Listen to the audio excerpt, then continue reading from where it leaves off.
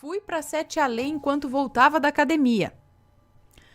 Boa tarde, Ana e Matheus. Gostaria que vocês contassem meu relato. Acompanho o canal desde quando começou e o blog também.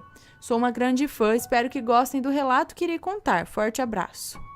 O ano do ocorrido foi 2017. Era um dia normal, eu estava voltando da academia, era umas 7 da noite. A rua estava um pouco deserta, mas tinha algumas pessoas no ponto de ônibus, na esquina do outro lado da rua. A academia ficava no começo da rua, um pouco distante do ponto de ônibus, onde tinha gente. Logo quando saí da academia, senti que estava sendo seguida. Quando eu passei em frente a uma oficina, decidi olhar para trás para ver se tinha alguém me seguindo. Mas, para minha surpresa, não vi ninguém. Continuei andando normalmente até que percebi que o caminho e as coisas ao redor estavam diferentes. A rua era a mesma, mas os prédios e casas não era. Pareciam estar em ruínas e abandonados. A rua estava escura. Foi quando olhei para trás e vi algo que era assustador. Tinha traços humanoides, parecia não ter rosto e tinha cerca de 2,5 metros. Estava parado em cima de um carro abandonado, olhando para mim. Saí correndo para o outro lado da rua. Quando virei a esquina, estava tudo normal. Até hoje eu não sei se fui a Sete Além ou se fiz desdobramento acordada. Ou o que pode ter sido aquela experiência horrível. Em breve enviarei outros relatos. Como assim? A gente, sabe? A impressão que dá que a gente tá vivendo aqui, de repente, abre um portal. Sabe o jogo Portal, assim? Abre e fecha, abre. Aí ele abre por alguns segundos e fecha. Aí ele abre em outro lugar, fecha. Abre aqui e fecha. E aí, se você tem infelicidade de passar por aquele lugar naquele momento que ele abriu, você foi para outra dimensão só em 5 passos. Até achar de novo um lugar para sair. Que acaba sendo ali mesmo. Quem já jogou Portal? É muito legal. É tipo isso, mais ou menos. Portal. Que saudade de jogar Portal. Bom, muito bom o jogo. Tem mais um, gente. Pera aí. Sete Além. Ah, não. Isso aqui é uma pergunta. Olá, tudo bem? Primeiramente, gostaria de parabenizá-los pelo canal. É realmente muito bom. Eu venho falar especificamente do vídeo de Sete Além com participação do Luciano Milis. Ele disse que muitas pessoas podem visitar esse universo paralelo por meio de sonhos. E isso me chamou a atenção, pois desde os 11 ou 12 anos eu tenho sonhos iguais. A maioria das noites eu sonho que estou correndo por um mundo escuro, geralmente por ruas da minha cidade mesmo, mas diferentes, obscuras. As pessoas são diferentes, são mais obscuras também. Eu sempre vejo construções e prédios de várias escadas. Após o vídeo, eu comecei a considerar essa hipótese como explicação para esses sonhos estranhos. Enfim, gostaria de saber a opinião de vocês que têm um conhecimento maior sobre o assunto. Atenciosamente. Pode ser que sim. Pode ser que seja uma viagem astral apenas. Ou não. Sonhos recorrentes. É difícil dizer assim, deve ser isso, deve ser. Pode ser tudo isso, pode ser nada disso.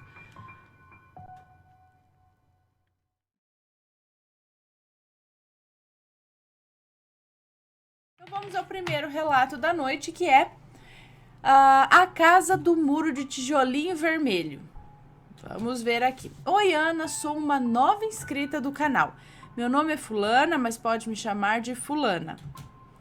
Como muitos me chamam. Não, Fulana. Antes de relatar o que aconteceu comigo, eu quero mandar um beijo para vocês do canal. Muito obrigada. Ana, eu morei numa casa, num bairro de São Bernardo do Campo, até os meus 20 anos. E passei toda a infância lá e me mudei de lá em 2012, quando os meus pais venderam e se mudaram para o... venderam e se mudaram para o interior de São Paulo. Quando eu era pequena, em casa tinha uma máquina de lavar e secar, uma máquina de lava e seca, que ficava na cozinha. E numa noite, o meu pai foi tomar água antes de dormir e a luz da cozinha sempre ficou acesa de noite. E quando meu pai acabou de tomar água, saiu para ir para o quarto, a luz apagou do nada. e deu um estouro na máquina. Deu um estouro na máquina e ela não estava ligada. E o meu pai acendeu a luz novamente. E novamente a luz apagou. O meu pai era um homem corajoso e disse: você quer a luz apagada? Então vai ficar apagada. Quando ele se foi pro quarto, a luz acendeu. Sinistro! Ana, eu lembro como se fosse hoje. A janela do meu quarto dava para ver o fundo de casa. Era bem grande. Tinha uma plantação ali, tinha uma horta com plantação. E quando eu tinha 5 anos, uma noite, a minha mãe estava na cozinha fazendo a janta e eu estava na janela olhando um gato que tínhamos, que estava na horta brincando. Quando de repente olhei no muro. Ana do céu, eu vi a Magali. Magali, personagem do gibi. Histórias em quadrinhos, a Magali, da Turma da Mônica, vindo andando na minha direção. Eu gelei dos pés à cabeça. Ela tinha olhos enormes, negros, e ela falava, e eu não entendia o que ela falava, o que ela estava conversando. Ana, eu corri para a cozinha e chamei a minha mãe para vir ver aquilo. Só que quando ela chegou, a tal da Magali sumiu, e eu nunca mais a vi. Nessa mesma época, com 5 anos, eu ganhei de aniversário uma sandália, e era de uma artista famosa. Ela era linda, Ana, cor de rosa, com lacinhos. Eu adorava sair com aquela sandália. E um dia eu e minha mãe estávamos nos arrumando para sair e eu perguntei para minha mãe se ela tinha visto a minha sandália. E ela disse que não. Ela disse, não vi, filha. Olha direitinho no quarto. Olhei e nada de achar. E no banheiro lá dessa casa, Ana, tinha tampa no teto que dava para subir para a caixa d'água. Tinha um alçapão assim no teto. Aí fui no banheiro, olhei lá para essa tampa e falei bem alto: bruxa, bruxa, ô bruxa! Ana, e eu ouvi uma voz arrepiante, grossa, que respondeu assim: oi, o que você quer? Saí correndo, fui lá no quarto com a minha mãe gelada de medo. Eu ouvia muitas histórias e relatos de bruxas e na minha cabeça eu achava que foi uma bruxa que pegou minha sandália. Após isso, com 6 anos, no ano de 1997, eu e minha mãe fomos pegar... Após isso, com 6 anos, no ano de 1997, eu e minha mãe fomos pegas de refém dentro de casa. Fiquei no poder do indivíduo. Passou na época Rota Crime. Minha casa, no programa Rota Crime, é isso? Minha casa encheu de polícia e repórteres. Graças a Deus que ele nos guardou e salvou. Que não aconteceu nada de pior comigo e com a minha mãe. Graças a Deus, que Deus nos guardou e nos salvou, porque não aconteceu nada de pior, né, comigo nem com a minha mãe. Só aconteceu com ele, pois mataram ele dentro dessa casa onde morávamos. Bom, no mínimo, né, tinha que fazer, pegou uma criança de 6 anos de refém, quer sair o quê? Comendo bolo lá de dentro? Tem que fazer isso mesmo. Enfim, depois desse fato, eu e meus pais sempre viajamos quando tinha oportunidade. E sempre que a gente viajava, minha mãe falava para a vizinha dar uma olhada na casa pra gente. E a mesma dizia, tudo bem, pode ir que eu fico de olho sim. Ana, toda vez que minha mãe chegava, a vizinha falava para minha mãe: Dona Fulana, eu vi um rapaz alto, moreno, andando aí no fundo, olhando. Eu acredito que era um espírito. Ela falava que viu um rapaz moreno andando no fundo. Eu acredito que era o espírito do bandido que morreu em casa. Nós nunca vimos nada tipo o espírito dele, mas os vizinhos viam. Nessa casa, Ana, ouvi e vi muitas coisas. Uma vez eu estava na sala e o lustre começou a girar sozinho, do nada.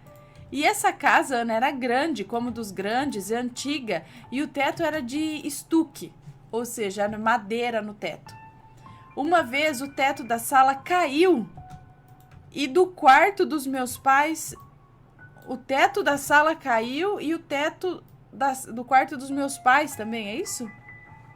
Graças a Deus ninguém se machucou. E quando arrumaram, o rapaz foi em casa para colocar PVC em cima da casa e acharam uma peixeira grande com umas marcas. Eu não sei se era sangue ou algo parecido. Eu não sei o que aconteceu naquela casa antigamente. Em casa, a gente recebia muita visita do pessoal da igreja, de amigos dos meus pais, e numa dessas visitas, a porta da sala estava aberta. E a amiga da minha mãe falou: Fulana, quem é essa que chegou aí toda colorida? Minha mãe, espantada, disse que não tinha ninguém aqui.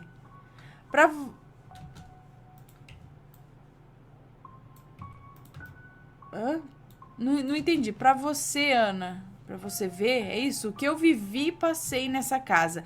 Teve uma vez, já com 19 anos de idade, que eu trabalhava, né? E cheguei, tomei um banho, saí do banheiro e quando fui entrar no meu quarto, olhei pra sala, em cima da mesa e tinha uma criança em pé.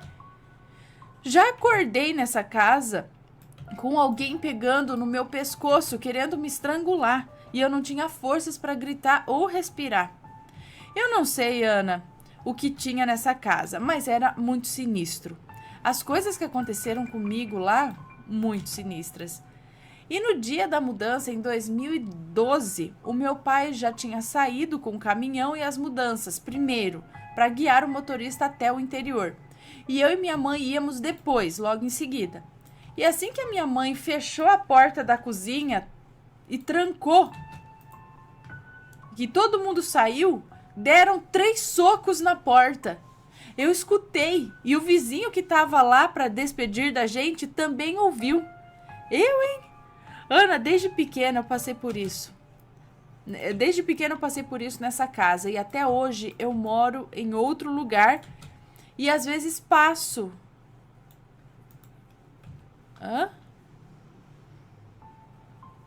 E às vezes passo lá na frente, eu não sei. E do nada eu acordo de madrugada, eu sinto alguém perto de mim, me olhando, sinto arrepio, só que eu não vejo nada. Esse é meu relato, fato que passei e vivi. Um beijo para você, muito obrigada pelo seu relato. Então essa é a casa que ficava em São Bernardo do Campo, é isso que você morou até os 20 anos ali? E passou... Gente, mas peraí, a Magali? Você viu a Magali no muro? Que jeito, gente. É um personagem, uma Magali meio esquisita. A Magali. Aqui, ela falou a Magali. A Magali, personagem do gibi. Aí eu penso assim, será que foi uma forma pensamento? É alguém ali que talvez lia muito, ficou muito ligado ao gibi, ao personagem, acabou criando uma forma de pensamento que vive por ali, porque, né? Porque tem casos assim, como eu já falei aqui, por exemplo, na cabana, onde o criador do personagem, o fantasma, ficou ali fechado para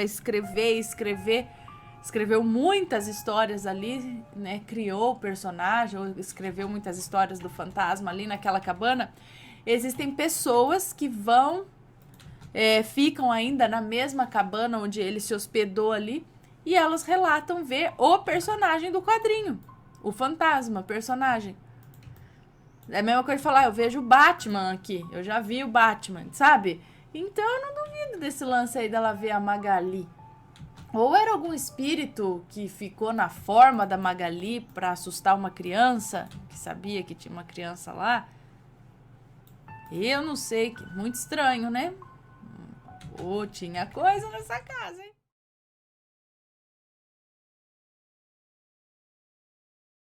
A coisa porco. Ó, que bonitinho, bem feitinho.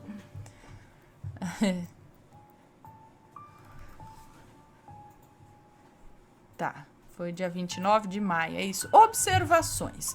Os nomes já estão trocados. Pode dizer a cidade sem problemas. Adoro vocês. Beijo. Introdução. Olá, Ana e assombrados. Relatarei aqui uma de minhas muitas experiências sobrenaturais, as quais presenciei em minha infância, em uma cidadezinha no interior paulista chamada Valinhos.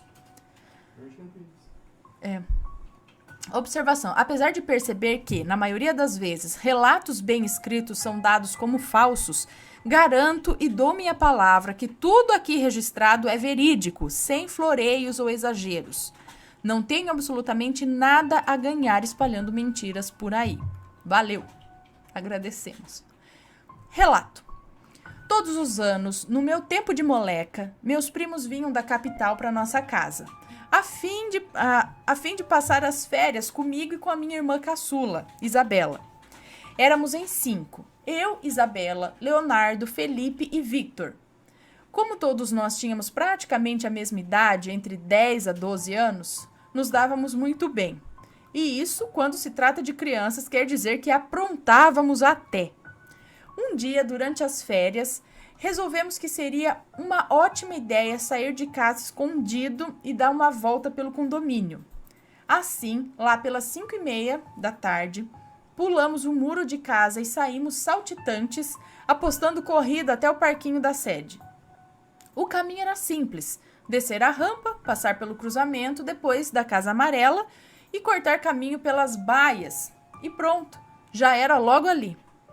Tudo ocorreu muito bem, até a última parte. Para tentar economizar tempo, resolvemos testar um novo atalho. Ao invés de atravessar as baias pelo lado de fora, passamos pelo lado de dentro do estábulo, onde ficavam as cocheiras cobertas, em um longo e estreito corredor escuro com cavalos presos em ambos os lados. À medida que atravessávamos, notamos que os animais estavam inquietos, nervosos, batendo nas portas agressivamente, um comportamento muito atípico do qual estávamos acostumados. De repente, um dos cavalos deu um coice violento na porta de uma baia logo atrás de nós. Isabela, Leonardo e Victor, medrosos como eram, dispararam em nossa frente como se não houvesse amanhã. Logo, eu e Felipe já não conseguíamos mais sequer distinguir suas formas, já distantes na passagem escura.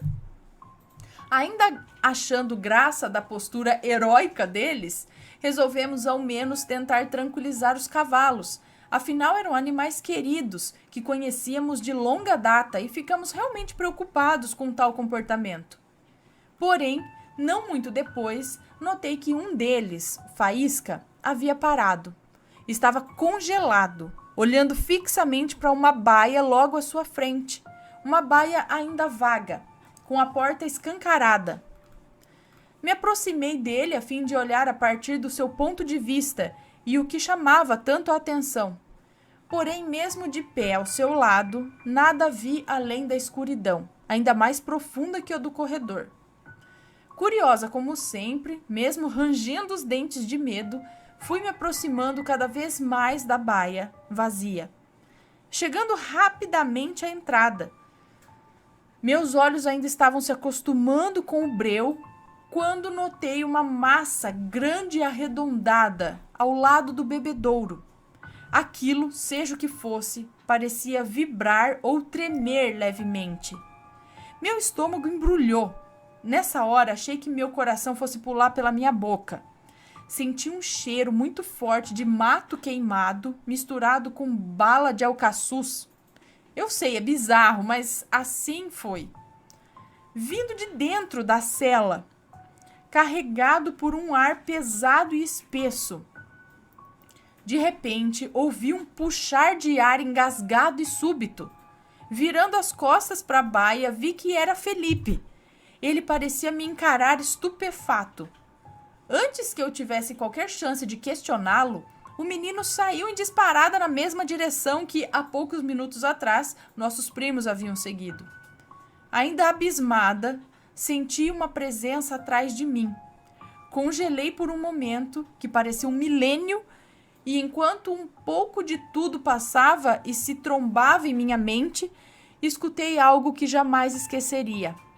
Um grunhido daqueles de porco, profundo e gorgolejante, vindo de trás de mim. Mas o que mais me aterrorizou foi a altura do qual o som foi proferido. Seja lá o que fosse aquilo, deveria ter ao menos 2 metros de altura. Nunca corri tanto na minha vida. Cerrei os olhos e acelerei ainda mais, com medo de ficar presa naquele corredor escuro para sempre, correndo e correndo sem nenhum sinal de liberdade. De repente, bati muito forte contra algo. Era o Felipe. Quando abri os olhos, caída na grama alta, vi o céu noturno e comecei a chorar. De susto, de medo, de alívio e de dor, porque acabei batendo o nariz bem no queixo dele. Ainda muito assustados, mancamos em silêncio completo de volta para casa. Nenhum de nós sequer comentou sobre aquela noite, seja para as outras crianças e muito menos, para os adultos. Somente depois de uns 4 dias eu tive coragem de perguntar ao Felipe o porquê dele ter me encarado daquele jeito antes de correr para fora do estábulo. E ele disse hesitante: eu não estava olhando para você. Estava olhando para aquela coisa enorme parada atrás de você. Epílogo. Olha que chique. O relato tem epílogo. Nunca tive coragem de perguntar o que ele viu exatamente. E ele também nunca fizera menção de que estaria disposto a falar. Acho que certas coisas são melhores assim mesmo, enterradas na memória, sob lembranças melhores e mais amenas. Acho. Agradecimentos. Obrigada, Ana, por ler meu relato e de tantos outros que agora já não se sentem mais tão loucos e sozinhos nesse meio paranormal. Admiro muito vocês e desejo-lhes do fundo do meu coração muitas felicidades e tudo que há de melhor. Xoxô. XOXO. Braços e beijos.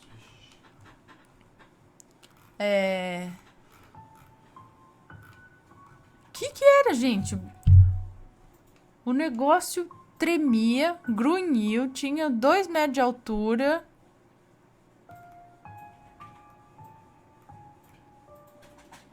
Que era aquilo? Nossa, eu ia ficar pro resto da vida, uma curiosidade que vocês não têm noção. Eu sou a favor da galera colocar câmera de segurança nesses lugares do sítio, gente. Põe onde tem porco, vai que pega o que é o ataque de chupacabra, uma hora pega. Ai, se eu fosse milionária, vocês já sabem com o que eu ia gastar meu dinheiro. Vocês acham que eu ia comprar roupas? Outfit. Você comprou outfit. Outfit? O que é outfit? É que ela não vive muito na internet. É um vídeo fazendo sucesso dos caras falando quanto custam suas roupas. Não, se eu fosse milionário, eu não ia usar camiseta Tesla mesmo, tudo, mas eu ia distribuir câmeras de segurança nos lugares, monitorar, ter uma empresa de monitoramento de sítios e fazendas, mas em busca. Não tem o SET que busca vida alienígena? Então, eu ia buscar provas do sobrenatural.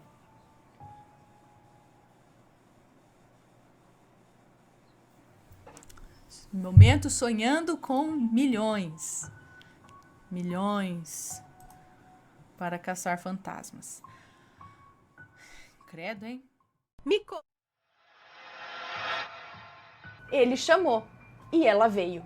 O moço que nos conta esse relato diz que isso aconteceu com um velho amigo do pai dele, o senhor Antônio, de 65 anos. Homem bem vivido, sábio, com uma mente sã. E por isso o moço que nos conta esse relato pode afirmar que essa história é verdadeira. Isso aconteceu há anos atrás e ele conta como se tivesse acontecido ontem. Em sua fazenda, lá em Delmiro Gouveia, no Alagoas, longe de tudo e de todos, onde se acostumou a viver tranquilo com seus animais. Certo dia pela manhã, seu Antônio estava ali guardando o gado no cercado, tudo ia bem, quando um bezerro começou a dar trabalho. Aquele bezerro não queria entrar no cercado de jeito nenhum.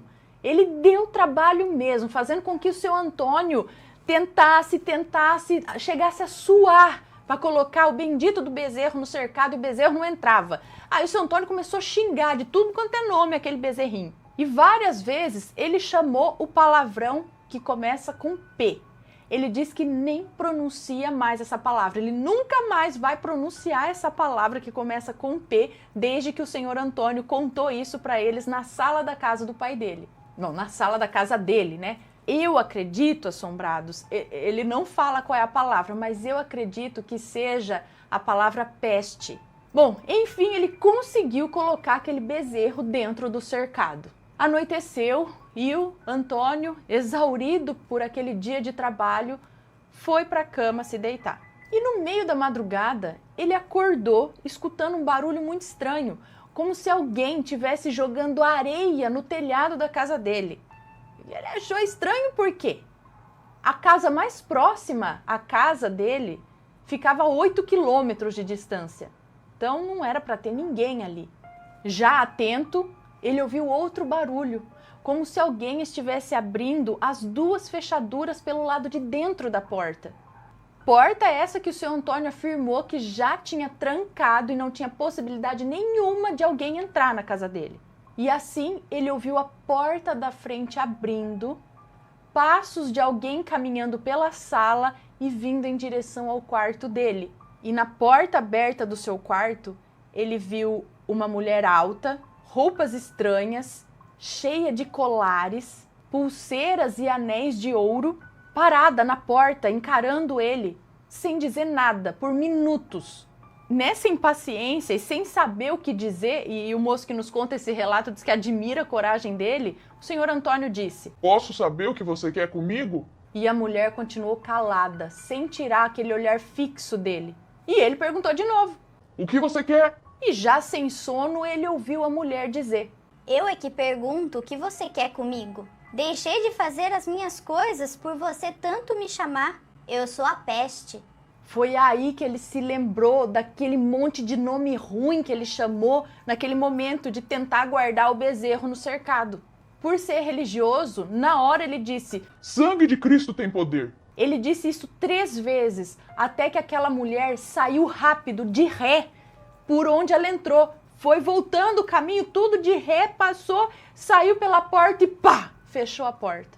Na verdade, bateu a porta com bastante força. E ele disse que o barulho da porta batendo foi bem alto. E o moço que nos conta esse relato repete que essa história é verdadeira. Ele confia e ele conhece o seu Antônio. Conhece o seu Antônio desde criança, é um homem de respeito, é um homem de bem, que não teria por que ficar inventando esse tipo de história. Enfim, ele disse que já xingou, já falou esse nome e tudo, mas depois de ouvir a história do seu Antônio, ele nunca mais quis pronunciar, nem escrever. E aconselha a todos não dizer também. Mesmo que esteja bravo, tenta segurar. Não fala essas coisas, não.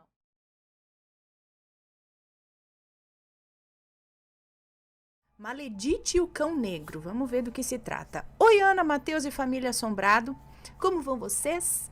Meu nome é Fulana e já mandei alguns relatos e você leu todos. Agradeço muito. E aproveitando para esclarecer uma dúvida sua, no relato Relatos de Família, contei o que aconteceu com a minha filha no relato Minha Filha Benzedeira. Ela teve bucho virado e você perguntou se era. Se era também porque ficou com vontade de alguma coisa. E não. Segundo as benzedeiras, o bucho da criança pequena vira quando ela é jogada para cima. Alguém vira a criança de ponta cabeça, assim, da cambalhota, sabe? Enfim, quando alguém ou ela mesma faz uma volta completa em torno de si mesma, como uma cambalhota mesmo. Aí fica com o bucho virado, é isso? Mostrei os meus relatos a alguns poucos amigos e amigas. E eles já se inscreveram no canal também e estão adorando acompanhar os relatos. E uma das minhas amigas gostou tanto que resolveu pedir para que eu escrevesse o relato dela, já que, infelizmente, ela não conseguiu estudar. Então, sem muita conversa, vamos ao relato dela. Que legal, ok. Muito obrigada. Vamos lá.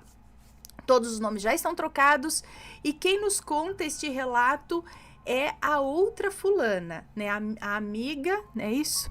É a amiga dessa moça aqui. Bom, então agora é a outra fulana contando.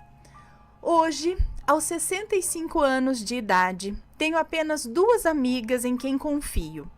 E a fulana, que está escrevendo esse relato, né, é uma delas. E foi para ela que eu tive coragem de contar a minha vida no interior do Mato Grosso. Numa cidade pequena e basicamente rural, cercada de mata e próxima ao Pantanal mato-grossense. Lugar lindo demais, mas muito perigoso e cheio de fatos estranhos e fantásticos. Foi aí que a minha vida começou. Filha de pais simples e trabalhadores, daqueles que ensinam os filhos que a vida é dura e que o trabalho é a única maneira de ter dignidade. Meu pai, homem sério no trabalho, quando chegava em casa já à noitinha, brincava comigo e com os meus irmãos. Éramos 6 filhos, na seguinte sequência: primeiro Benedito, segundo a Antônia, terceiro a Virgínia, quarto a Camila, no caso eu, 5 Ernesto e 6 Diogo, o caçula. Os maiores seguravam os pequenos, que montados nas costas do pai, que corcoveava feito cavalo chucro, pulava na sala, corria para o terreiro, voltava para a cozinha e a mãe ria e ao mesmo tempo fingia que estava brava, gritando enquanto ria. Marido, ela o chamava assim, você vai limpar o chão e dar banho nos filhos antes da janta, senão ninguém aqui vai jantar. Nossa vida era difícil, mas era boa. Tínhamos o rio, que na cheia chegava quase até a porta de casa, mas que tinha fartura de peixes, que pescávamos sempre, apesar dos jacarés. Tinha a hortinha, tinha a venda na vila, que vendia fiado, e o pai comprava lá para pagar depois, e ele sempre pagava direitinho. O pai era honesto demais. Um dia, o meu irmão Ernesto caiu no rio, e como estávamos só eu e ele, eu entrei no rio com um pedaço de pau na mão e vi o jacaré, que estava próximo. Eu vi o jacaré abrir a boca para abocanhar o meu irmão. Sem pensar 2 vezes, eu enfiei o pedaço de pau que estava na minha mão na boca do jacaré, naquela boca grande, né? E puxei o Ernesto. Todos contam essa história até hoje e dão risada, dizendo que eu sou mais corajosa do que muito macho, enfrentando até jacaré. Crescemos. Benedito se casou com a moça da venda, a filha do dono da venda, Amélia, moça boa e direita, e foram embora para Goiânia. Assim como Antônia, que aos 17 anos se casou com Raul e se foi para Goiânia também.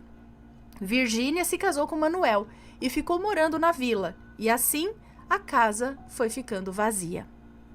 Cada filho que ia embora, a mãe se apegava mais aos que ficavam. Eu era miúda, franzina, com 14 anos aparentava ter 10. Eu não tinha feito corpo ainda, como a mãe falava. Eu não tinha ganhado corpo de mocinha, sabe? Como seria normal para a idade.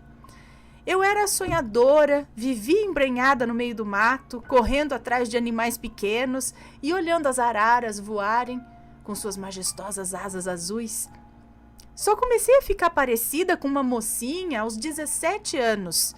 Pequena e bonitinha, era o que o papai dizia. Ernesto já estava se engraçando com uma mocinha e Diogo só se interessava pela igreja católica que frequentávamos. E é nesse momento da minha vida que tudo começa. Eu conheci um rapaz, o Júlio, que também estava sempre passeando e brincando pela mata, mas minha família sempre dizia que não havia ninguém lá e que eu estava só imaginando. Ernesto nos apresentou a mocinha que viria a ser sua esposa e seu nome era Maledite. No momento em que me olhou, debochou em voz alta.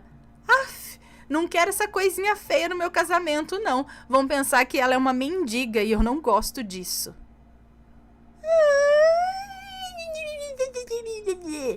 Ah, meu Deus. Bom, meu irmão riu. Riu como se tivesse ouvido a maior piada de sua vida. O pai não gostou e falou para Maledite: moça, eu respeito você como namorada do meu filho. Então você respeite a minha casa e a minha família, ou então vá embora e não volte. E você, Ernesto, onde já se viu rir da sua irmã? Já esqueceu que foi ela quem te livrou de ser comido por um jacaré? Respeito, moleque. Eu corri pro mato com vergonha de ser tão pequena e tão franzina e encontrei o Júlio lá. Sentamos numa pedra e eu contei a ele o que aconteceu e ele só me disse para tomar cuidado com a Maledite. Ela ia tentar me fazer mal. Ela era ruim, mas ele sempre estaria ali para me proteger. Quando cheguei em casa já era quase noite e o pai disse: "Fiquei preocupado com você, menina. Você devia ter colocado a namorada do Ernesto no lugar dela. Não se esqueça que você é a dona da casa e a agregada é ela." No domingo seguinte, teve um almoço em nossa casa e a Maledite foi. Pediu desculpas pelo que aconteceu antes e levou furrundu. Que é isso? Que é um doce de mamão com rapadura. Então ela levou um furrundu e eu adoro esse doce e comi. Todos nós comemos. Assim que terminei de comer o doce, eu fiquei como se a minha visão estivesse borrada, como se eu apenas visse uma sombra preta, mas passou logo. A partir desse dia, em certos momentos, eu ficava cega por muitos minutos e até algumas horas. De repente, sem mais nem menos, sem avisar, assim. Acontecia assim: se eu estava cortando o peixe, quando levantava e abaixava a faca, eu ficava cega e aí eu me cortava. Se eu estava levando a roupa para lavar no rio, de repente eu ficava cega. Eu escorregava e várias vezes fui parar dentro do rio e fui salva pela mãe ou por alguém que estivesse perto. Eu saía para ir na venda da vila e de repente eu ficava cega e corria o risco de ser atropelada por alguém a cavalo, me perder pelo caminho e alguém sempre me levava para casa. Eram coisas assim que aconteciam. Então o pai me proibiu de sair de casa e de ir na mata e eu fiquei sem ver o Júlio. Ernesto e Maledite marcaram o casamento e eu cada dia pior. Até que fiquei mais tempo cega do que enxergando. Dependia da mãe para tudo. Eu já não tinha mais vontade de comer, eu não tinha mais vontade de viver. A única coisa que eu pensava era em ver o Júlio mais uma vez, só mais uma vez. No dia do casamento eu estava completamente cega. Eu não fui ao casamento, apesar da mãe e o pai insistirem. Eu sentia que estava mais magra, mais abatida, já que eu comia muito pouco. E eu não queria ir e ficar sentada lá, né, enquanto todos comemoravam e dançavam. A mãe me deixou ficar em casa, mas trancou tudo antes de sair, com medo que eu fosse para a mata e me perdesse. Mal sabiam a mãe e o pai que eu queria mesmo ir para a mata e pretendia não voltar. O casamento foi um domingo e a festa seria na casa da família da Maledite. Desse casamento, eu só sei o que me contaram. Disseram que o meu irmão estava esperando a Maledite no altar e ela demorou a chegar. Quando apareceu, veio com seu vestido de noiva todo sujo, rasgado e arrastada por um cão enorme, lindo, preto e muito bravo. Ele a largou na frente do altar e colocou a sua pata direita sobre as costas da Maledite, que estava caída de bruços. E então ele rosnou e ela começou a falar: "Padre, me perdoe porque eu pequei. Eu fiz mal à irmã do meu noivo só porque eu não queria ela no meu casamento. Fiz feitiço com a avó Índia, que era uma feiticeira de uma tribo próxima. Ela me ensinou a deixar a moça a moça da história, né? O nome fictício aqui. Ela me ensinou a deixar a Camila cega e feia e eu fiz. O pai dela... Aí o pai da moça, da Maledite, imediatamente se levantou. O cão negro fez um gesto como se fosse uma reverência e se afastou. O pai da Maledite fez o mesmo. Uma reverência ao cão. Agarrou a filha pelos braços e deu-lhe um tapa no rosto. Meu irmão, naquele momento, estava pasmo, olhando a cena. Então ele disse que se casaria com a Maledite e saberia lidar com ela. O cão rosnou olhando para Ernesto e Ernesto disse: Prometo a você, irmão da mata, que ela nunca mais fará mal a ninguém. Nesse momento, o cão saiu correndo da igreja e desapareceu na mata. Eles se casaram, mas não teve festa para eles. Apenas os convidados foram para a festa. O casal foi para a casa deles e a Maledite nunca mais saiu de dentro de casa. E até hoje ela não sai, a menos que Ernesto esteja junto. E eu, em casa, sem saber o que estava acontecendo e tentando um jeito de abrir uma porta para eu sair, quando ouvi o Júlio me chamando e abrindo a porta da frente. Assim que ele me viu, ele me abraçou e me beijou. Meu primeiro beijo. E ele me disse assim: eu falei que ela era ruim. Você vai saber pela sua mãe e pelo seu pai o que aconteceu. Venha, eu vou lavar os seus olhos e tudo vai ficar bem. Quando ele foi lavar os meus olhos, eu senti como se ele estivesse lambendo os meus olhos. Como se fosse a língua de um cachorro. Mas delicadamente, aquela sensação morna e macia. E minha visão foi voltando, aos poucos, e eu pude ver o Júlio de novo. Ele acabou de lavar os meus olhos, agora com os dedos, mas da mesma forma macia e delicada. Ele me mandou olhar no espelho e eu vi que eu não estava feia, afinal, apenas magra. Ele disse que me recuperaria e que me tornaria uma moça linda e que teria um amor para chamar de meu. Eu disse que eu já tinha um amor e que esse amor era ele. Ele chorou e disse que ele era o único amor que eu não poderia ter, pois ele não pertencia a este mundo e que ele precisava ir embora. Prometemos um ao outro amor eterno. Ele me beijou novamente, meu último beijo. Sim, ele me deu o meu primeiro beijo e o meu último beijo de amor. Nunca mais tive ninguém. Meu irmão caçula, o Diogo, se tornou padre e eu fiquei cuidando da mãe e do pai. Nos mudamos para essa cidade, onde o pai morreu, faz 3 anos, de morte natural, e a mãe morreu faz 6 meses, também de morte natural. Eu estou aqui, morando sozinha na casinha que era deles. Meus irmãos são sempre muito presentes na minha vida, me ajudam sempre, até Ernesto. Mas a Maledite nunca entrou na minha casa, por proibição do pai e da mãe. Júlio, pelo que me disse meu irmão, era um espírito da mata, que se apaixonou por mim e que me protege desde aquela época. Eu, às vezes, o sinto na sua forma animal, um belo cão negro. Nosso amor é eterno, e não sei se o verei novamente, mas o meu juramento de amor eterno cumpro até hoje, e sei que ele também cumpre. Desculpe, ficou muito longo, né? Obrigada, um forte abraço e muitas bênçãos a você e sua família. Oi, Ana, sou eu de novo, a fulana aqui. Relato envolvendo Maledite é sempre longo, né? Desculpe, até que esse não foi tão longo. Um grande beijo para você e para todos os assombrados. Fui. Um beijo para você e para moça da história. Muito obrigada. E, gente, é possível, então, um ser assim da mata se apaixonar por uma mortal, digamos assim? Parece aquelas histórias de, né, deuses que se apaixonam por... que a gente só escuta, assim, na ficção, mas... Ai, que é triste ao mesmo tempo, porque, ai, gente, não poder encontrar, não poder ter mais o amor dela, que foi o primeiro e o último beijo. 2 beijos, o primeiro e o último. E a Maledite, foi ele que foi lá arrastar a Maledite pra falar. Confesso o que você fez. Fez uma comidinha magiada lá, né? Gente do céu. Cada história que a gente escuta aqui, mas muito interessante. Muito interessante. Muito obrigada quem envia suas histórias.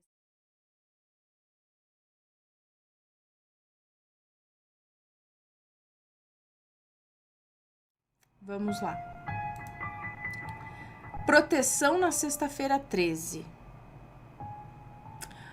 Olá, Ana, meu nome é fulana, mas como eu já sei que vai me chamar de fulana, então pode me chamar de fulana, já que, tá, é do Rio de Janeiro também.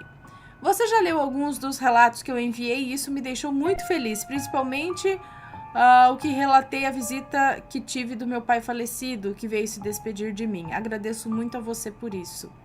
Pretendo mandar outros, pois são vários e ficarei na espera de serem lidos algum dia também.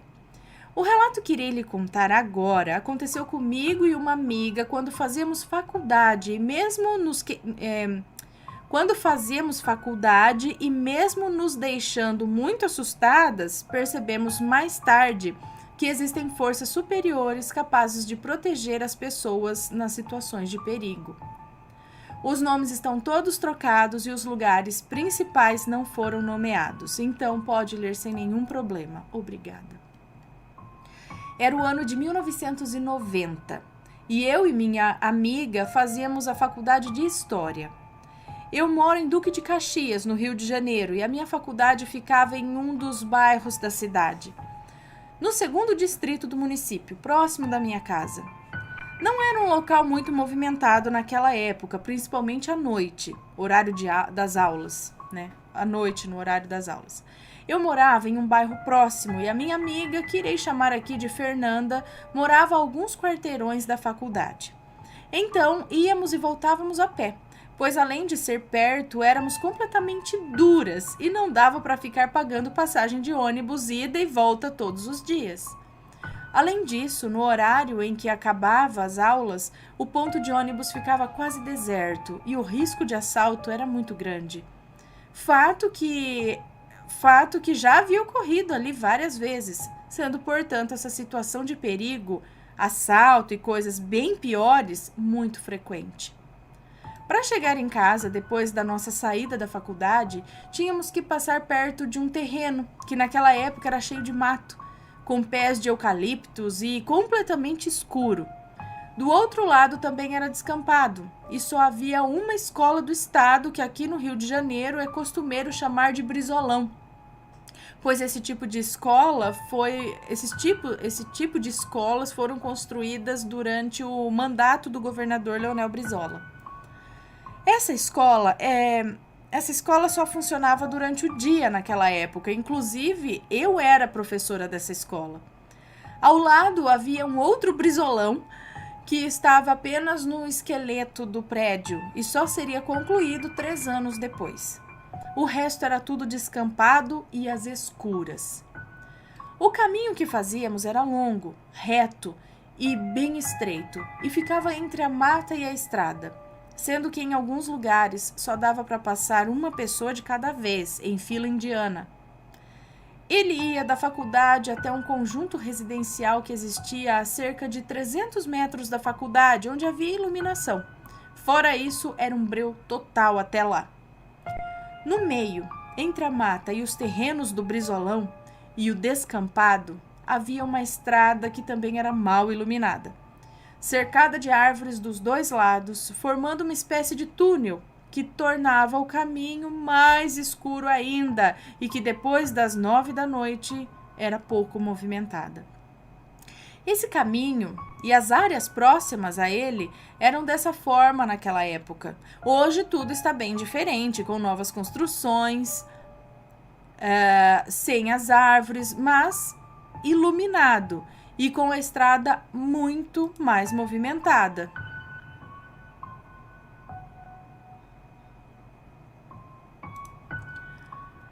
Eu fiz essa descrição mais minuciosa para os assombrados terem a noção de que o caminho era realmente meio sinistro naquela época, mas para nós que morávamos ali por perto, era muito mais seguro do que ficar esperando o ônibus no ponto. E como eu já havia comentado antes, éramos duas duras que não tínhamos condições de pagar passagem. Para que nós não fôssemos sozinhas, um amigo da nossa turma, que irei chamar de Pedro, sempre nos acompanhava, junto com o seu namorado, o Paulo, até o próximo ponto de ônibus, onde era mais claro e aí eles podiam pegar o ônibus para irem para sua casa e nós continuávamos a nossa caminhada até em casa, com mais segurança aí, né? Porque a partir daí o caminho era mais iluminado, mais movimentado. No entanto, o que de sobrenatural que nos aconteceu foi em um dia que o Pedro e o Paulo faltaram à faculdade porque o Pedro havia pego uma gripe muito forte. O Paulo havia pego uma gripe muito forte e o Pedro ficou em casa cuidando dele. Nesse dia, uma sexta-feira 13, tivemos uma aula de História Política do Brasil. E o nosso professor se estendeu o mais que podia do horário de aula. Geralmente, as outras turmas eram liberadas bem mais cedo do que o horário oficial de término das aulas, que era às 10h30 da noite. As turmas de História frequentemente eram as únicas que estudavam até o horário oficial, pois as outras eram liberadas a partir das 9h30, enquanto nós ficávamos estudando. Era assim também com a fisioterapia lá na Unimep, só ficava nós. Então, a gente estudava de manhã, mas sempre, qualquer. Podia ser véspera de feriado, podia ser feriado, podia ser sábado, domingo. A gente saía no horário um pouquinho pra cima ainda. Bom, então, normalmente era o povo de História quem literalmente fechava a faculdade. Porém, nesse dia que nós estávamos estudando a política do Estado Novo de Vargas, o professor se empolgou e os alunos também. Por isso, só fomos liberados às 11h35. A essa hora, a faculdade estava vazia e éramos a única turma lá, pois as outras já haviam ido embora há muito tempo. Os nossos colegas de turma foram todos para o ponto de ônibus, mas como eu e a Fernanda estávamos sem dinheiro, só para variar, e não pensamos em pedir dinheiro emprestado ou que alguém fosse até o outro ponto com a gente, porque também éramos duas lesadas, né? E essas alternativas nem passaram pelas nossas cabeças. Tivemos que ir para casa a pé e sozinhas, já que o Pedro e o Paulo haviam faltado às aulas naquele dia. Começamos então a nossa caminhada, completamente apavoradas, naquela escuridão quase desértica, até que vimos um pouco na nossa frente um senhor já de idade avançada, andando curvado, usando uma calça e uma camisa branca. Calça e camisa brancas, bem simples e de chapéu, também branco, chapéu branco, calça branca, camisa branca. Não víamos o rosto desse senhor porque estava de costas para nós, mas dava para perceber que era uma pessoa negra e de bastante idade, pois além de andar curvado e também tinha uma certa dificuldade ao caminhar, porque além de andar curvado, também tinha uma certa dificuldade de caminhar, como as pessoas bem idosas têm. Eu falei para Fernanda apressar os nossos passos e ir mais rápido para ficarmos perto daquele senhorzinho, pois pelo menos era uma companhia que teríamos naquele caminho que tanto estava nos apavorando. Só que por mais que estivéssemos andando depressa, nós não conseguíamos alcançar aquele senhor, o que já estava começando a nos intrigar, pois aparentemente o senhorzinho continuava a andar devagar e com dificuldade. E nós éramos jovens, bem jovens, ambas com 19 anos, e certamente andávamos muito mais rápidos do que aquele senhor. Então, nós vimos, vindo no sentido oposto de onde estávamos, 2 homens mal encarados. E percebemos que fatalmente seríamos assaltadas. Assaltadas ou coisa pior, né? Iria nos acontecer. A Fernanda já estava chorando e eu me fazendo de forte. Falava para ela se preparar para atravessar a estrada e sair correndo, porque eu não ia ficar ali esperando o pior acontecer. E se ela não corresse, ela ia ficar para trás. Eu sei que pode parecer que eu sou uma amiga horrível, mas nessa hora, um instinto de sobrevivência fala mais alto e certamente eu ia sair correndo dali de qualquer jeito, mesmo que eu tivesse que arrastar a Fernanda e, infelizmente, deixar o senhorzinho para trás. Só que quando aqueles 2 homens estavam bem próximos ao senhorzinho e nós já nos preparando para correr desesperadamente dali e abandonar o velhinho à própria sorte, algo muito estranho aconteceu. Aquele senhor idoso, curvado e frágil, endireitou o corpo e ficou com quase 2 metros de altura, forte e musculoso, o que apavorou os 2 homens que entraram correndo para dentro do mato. Eu e a Fernanda estávamos completamente embasbacadas com o ocorrido e, ao mesmo tempo, muito gratas pelo que havia acontecido. Nós estávamos olhando os 2 homens que certamente iriam nos assaltar e até mesmo fazer algo pior conosco. E ficamos olhando eles se embrenhando mato adentro e ficamos muito aliviadas com isso. Mas quando olhamos na direção em que deveria estar o senhorzinho, ou sei lá, o homem jovem e musculoso que havia nos salvado, literalmente ele havia desaparecido. Não havia jeito daquela pessoa, daquele ser, daquela entidade, sei lá, sumir daquele jeito, sumir assim. Ainda havia uma boa parte daquele caminho à frente e não o vimos em lugar nenhum mais.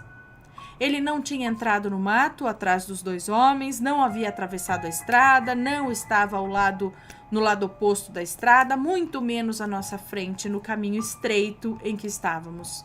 Ele simplesmente sumiu. Eu e a Fernanda nos olhamos e estávamos além do possível de uma pessoa estar assustada. Além do possível de uma pessoa estar assustada. E então começamos a correr e só paramos quando chegamos no portão da casa da Fernanda. O pai da Fernanda me levou aquele dia para minha casa e a partir dali o irmão dela ia nos buscar todos os dias, pois nem eu ou ela nos atrevemos mais a fazer aquele caminho sozinhas. Hoje, passados tantos anos do ocorrido, temos alguma noção de certas coisas e sabemos mais ou menos o que aconteceu. Fomos protegidas, e isso é o que importa. As pessoas geralmente não acreditam quando contamos essa história. Eu mesma só acredito porque a Fernanda estava comigo e viu exatamente o que eu vi.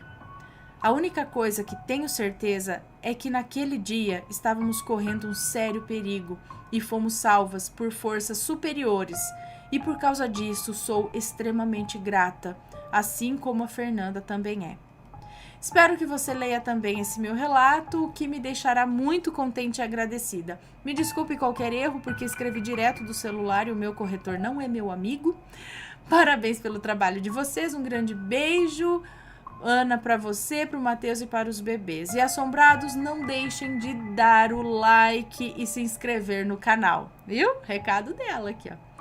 Mil beijocas para todos e agora é só para mim.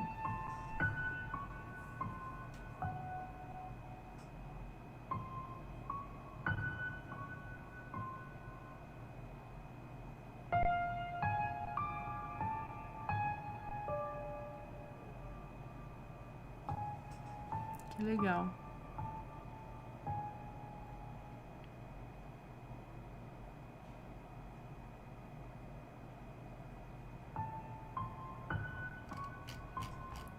Muito bom. E eu achei que era mais curto o relato. Ele me enganou. Que ele tá, a formatação dele tá muito doida. Não, é que ele tá, em vez de ele tá assim, ele tá só uma faixinha aqui do lado. Falei, ah, tá me enganando, né? Mas não, ele é maiorzinho mesmo. Bom, cadê? Está gostando dos relatos no Reverso Assombrado? Então não se esqueça de deixar o seu like. E é claro, se ainda não for inscrito, se inscreva.